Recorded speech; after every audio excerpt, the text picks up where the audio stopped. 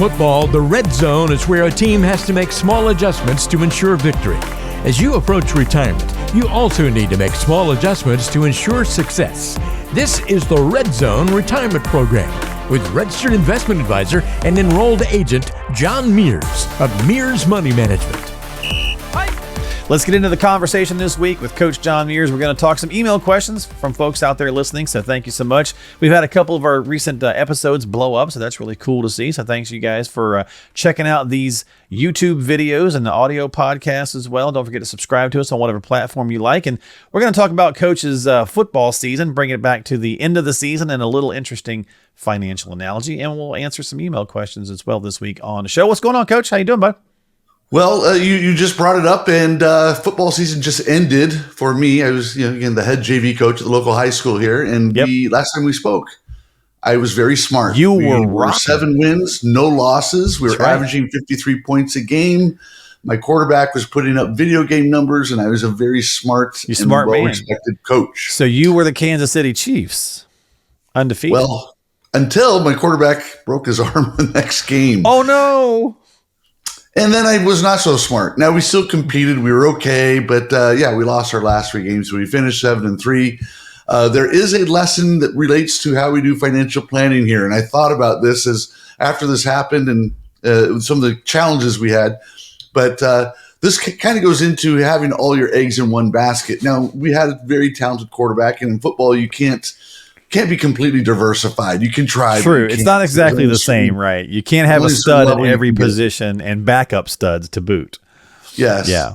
But what is the lesson to learn from all of the listeners and viewers is that once my quarterback got injured, and he's a very talented quarterback, we struggled. And so having all our eggs in one basket was a lot like when you have your portfolio and you have maybe that hot stock, maybe a stock that starts with the letter N and ends with Vidya, something like that, where you look like you're smart, you think you're smart. Like I thought I was smart, and I wasn't so smart. I mean, I am. I mean, I try, and we try and prepare, and we have a plan. But at the end of the day, there's only so much we can do, and we need to realize that we can't confuse brains with a bull market. Yeah. With me, I can't confuse my coaching acumen with having a very talented player who actually was bailing me out of some of the poor decisions I may have made during the season. That's just something we can learn in financial planning as well, that we are what we are. We have some limitations to what we can do, but we can't get overly optimistic when things are going well. And also if things were going negatively, we have to realize that we can't get too down on that as well. So a little bit of a lesson there. A little bit of a lesson there. Well, sorry he got hurt, and hopefully he makes a full recovery, and and hopefully he has a good season next year as well. Yeah. But I mean, I think it's an easy tie-in, right? I mean, sometimes you place it all on one thing, and it's not the smart move. And to your point, yes, it's a little different in sports because obviously, again, finding those one-off players is really important. But it is a nice tie-in to the fact that, hey, let's make sure we're doing the right things. It's being diversified, so on and so forth. Yeah, I never heard of that company, by the way. We just didn't pull out wins, but we were able to compete because we were prepared and we were diversified to a certain extent. So I never heard of that company you mentioned before. I hope it's a little company. You always mention, it starts with the letter N and ends with Vidya. Yeah. Vidya. Yeah. It's always mention that. Yeah. It must be a small little company or something. I never heard of it before today. All right. Well, let's take some email questions from around the area, Coach. See if we can help some folks out a little bit with some, trains of thoughts, some ideas, useful nuggets. Because, if it's a situation that one person has, it's entirely possible that another person is in a, similar situation. So we got Max that dropped one into the podcast. And he said, my mom died last month, guys, and left me an IRA of about $350,000 in it. What do I need to know about this account and maybe how to use this money? Sorry to hear about your mom, Max. Yeah, so this is an interesting one, and I've probably have brought this up on other podcasts or whatnot, but there are certain rules that do apply to an inherited IRA. Okay. There is, and it depends on whether you're a spouse or a non-spouse. Most people that inherit are actually the non-spouse beneficiaries. So non-spouse beneficiary could be kids, nephews, anybody that's not the spouse. And in this case, Max is not the spouse. So there's certain rules with that. Now, then the question becomes, was mom already receiving her required minimum distributions? And then also the fact that Max is inheriting it now in 2024, there are certain rules with the Secure Act. So we'll start with the Secure Act, and then I'm going to work backwards to what the RMDs may be. First of all, the Secure Act is now requiring that you drain these accounts within 10 years. It used to be 5 years way back before the Secure Act. They've now extended that out over 10 years. But we no longer have what we used to call stretch IRAs. And I'm not going to get into all the details of that, but the stretch IRA basically let you stretch that out over your lifetime.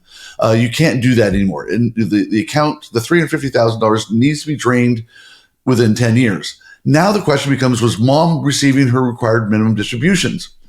If she was not receiving, already starting her RMDs, then Max can actually leave the money in there for the next 10 years and then take it out at the end of that 10-year period. Well, that's convenient. Now, that doesn't mean Max can't take money out in between them, but he won't be required to, which is kind of helpful. Yeah. On the other hand, if mom had began her RMDs and was already receiving her required distributions, Max must also do the same thing. It's something called the at least as rapidly rule. He needs to start taking money out at least as rapidly as his mother was. So it's basically based on her, whatever she was receiving, we need to go at least at that pace. There's a lot of nuance here. So I suggest, Max, you reach out to certainly a tax advisor, if not a financial advisor, because there's a lot of other nuance that we can't get into on this particular episode. But the main thing that people want to know is, do I have to take the money out? And if I do, how rapidly? And then the next thing is obviously the tax hit. If it's a traditional IRA that he's inheriting, then there will be a tax hit on the entire amount that he's distributing. And that also needs to be factored into his overall tax planning regimen that he does hopefully every year, and needs to determine that. Now, there are also questions here. What should he do with the money? That might be beyond the scope of what we're doing right now, because he might not have any choices about taking money out. And at that point, we may be paying off debt or paying down the house or whatever else we may need. But that's part of a bigger plan. Yeah, that's interesting too. Yeah, there's definitely some nuance there, and that's a great little piece of information for folks, John, because they may not realize that they may have heard about the elimination of the stretch IRA. They may have heard about the fact they got to do it within 10 years and so on and so forth. But if mom had already kicked in those RMDs, then yeah, that changes the rule setup a little bit. So good stuff. Mm-hmm. Yeah. And a lot of people just don't know that. Yeah. I know advisors that don't know that. So make sure you get yourself an advisor that knows that rule. That may be the first question you ask. That is a great point for sure. Exactly. All right, let's see what else we got. Max, again, sorry to hear of your loss. Thank you so much for sending a question in. Let's see if we can help out Judy, and let's see what we got from Judy here. Judy says, John, once I pay my house off, which should happen right around the time I retire, fingers crossed. She's got a little fingers crossed thing icon there, emoji. My monthly expenses will be about $5,000. My pension and my Social Security and my husband's Social Security adds up to about that amount. So I shouldn't need to take much from our retirement accounts. Should I stop putting money in to the 401k? Because it seems like, I like this when they say seems like, I have enough. So John, she's going to have the house paid off. Let's just go hypothetical. House paid off.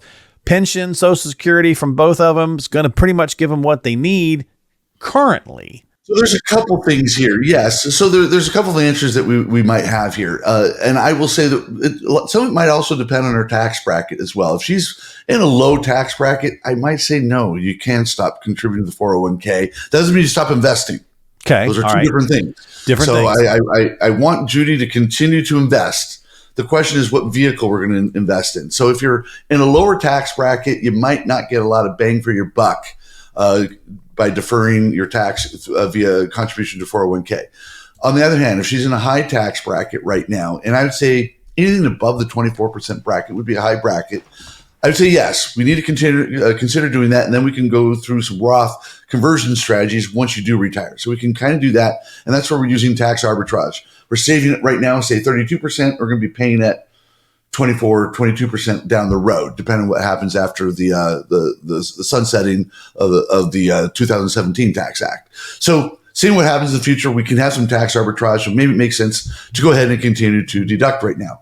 Now, on the other hand, if it doesn't make sense, then she might go ahead and just put money into a regular brokerage account and let that grow. Now, there are some tax considerations with dividends and capital gains each year. On the other hand, when she takes the money out, that will be taxed at capital gains rates, which may be lower in the future as well. So there's some opportunity there, depending on what tax bracket she's in, as to whether or not she's going to contribute to a 401k or just contribute to a standard brokerage account. So there's other things that we need to consider here is what other needs might she have also in retirement. So you kind of allude to the fact that, hey, right now she's got it, but we want to make sure that we consider inflation in the future.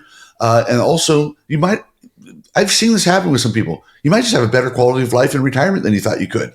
So there might be a situation where you can contribute to your 401k, start taking distributions out at your RMD age, but just have a better quality of life, or even if you keep it in a brokerage account and build that up. So there's some things we can do with that where I've had people come in, they're thinking they're going to be living like misers. And I tell them, by the way, no, you got it. You can actually be taking some nice vacations, because one thing I always tell new clients coming in, running out of money is an option, but leaving a mattress stuffed full of money isn't really winning either. You've worked hard for it.